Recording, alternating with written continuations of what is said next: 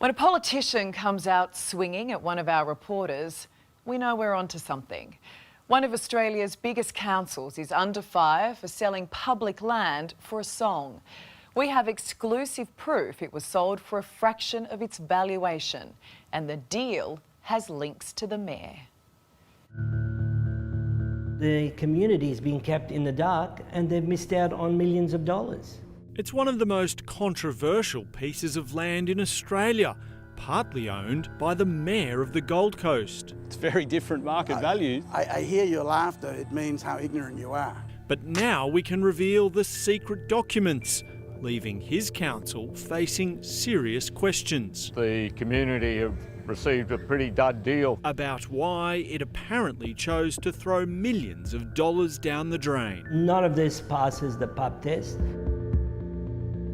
This is the prime piece of real estate in the heart of surfers paradise that used to be owned by Gold Coast City Council. It was also the missing link in a major property deal for Mayor Tom Tate and his business partners, a consortium which owned the rest of the former Bowls Club site. This little strip of public land was valued at more than $6 million, but it was sold for less than $2 million. Now we can reveal that ratepayers were never told about this explosive report that proves council knew it was selling the land way undervalued. Former councillor and local real estate agent Eddie Saroff is the man who uncovered the secret document. It took you a long time to get this valuation report. What did you think when you saw the value of that property? Well, I couldn't believe my eyes, but I also questioned why it wasn't put out in the public arena. The document reveals councillors were informed the public land was valued at more than $6 million, ignoring all structures on the property. Yet council agreed to sell it for just $1.96 million. It beggars belief that council could sell the land for a fraction of its value at a time when the community expressed its opposition. Stop the sale! Stop the sale! These protests were held by residents of the neighbouring Surfers Plaza resort 2 years ago. They were opposing council's moves to sell its share of the former Bowls Club site, as 150 car parks they had been using were located underneath. The residents' parking rights had been protected via a special condition in a development application on the council-owned land.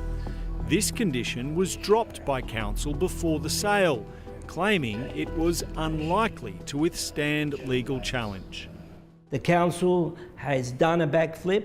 This backflip was not consistent with council's earlier position. And who are the winners and who are the losers from this backflip by council? Well, the winners will have to be the mayor's consortium, and the losers would be the adjoining residents who've missed out on the 150 car parks and the ratepayers who have had to foot the bill. Documents reveal the mayor's consortium was the only interested buyer in the council lot when it went to tender in 2016, but refused to agree to the special condition for additional car parks. The Tate Consortium's real estate agent approached council a further 3 times from late 2019, seeking to acquire the land for unnamed purchasers.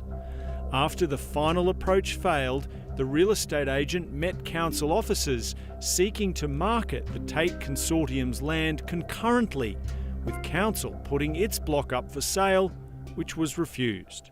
If you owned a house and your next door neighbour knocks on your door wanting to buy your house so they can build a mega mansion, wouldn't you think then your house is going to be worth a hell of a lot more than what its market value is?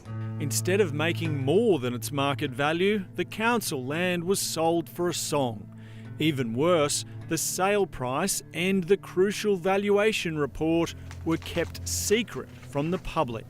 The sale price should have been flagged to the community before council sold the land. Allow the community to reflect their views on the sale of their land. Council documents reveal its objectives for disposal of public land, requiring careful planning and should be conducted in a way that is transparent, achieves value for money and considers the broader public interest. Council has certainly failed its own objectives.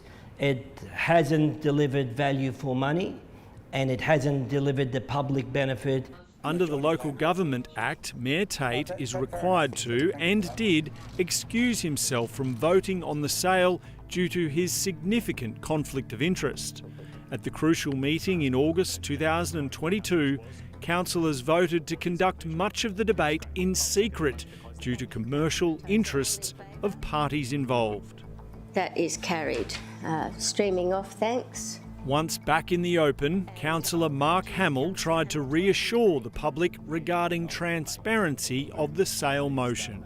Any concerns of any resident in the city about the process around this and just how thorough it is and how much oversight of this decision there is should rest easy. But these documents have only come to light thanks to a right to information request by Eddie Saroff, and he has still been denied access to the all-important probity report.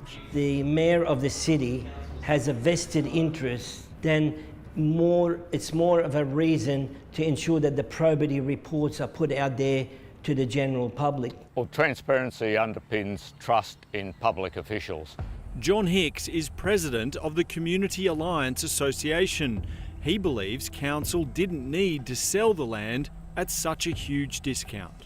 That variance between valuation and what was being offered was just so great that surely a pause may have been warranted.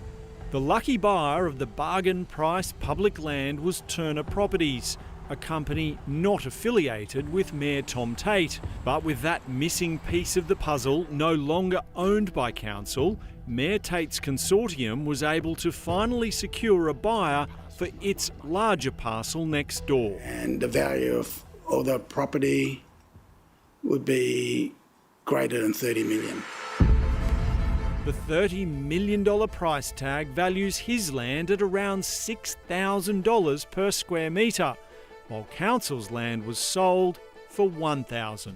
Do you see the disparity in the two sales? I know all the disparity, and I think the correct value was there. We spoke to Mayor Tate last year about why his council allowed public land to be sold so cheaply. But this is a situation where your role as mayor and your role as property developer collides in a big way. That's why I was not in the room. It's gone, That's so far why it's gone very well for you, that's not why, very well for the residents listen, and not very well for the ratepayers. Right, get your brain working. I was not in the room, right? There are 14 other councils made the decision. That's it. This is not the mayor's land, it is not the councillor's land, it is public land, and it's been fire sold, and heads should roll. Gold Coast Council told us the property was sold in an open tender process to the highest bidder, and that it met all of its disclosure obligations relating to the sale. But does it pass the pub test? You tell us.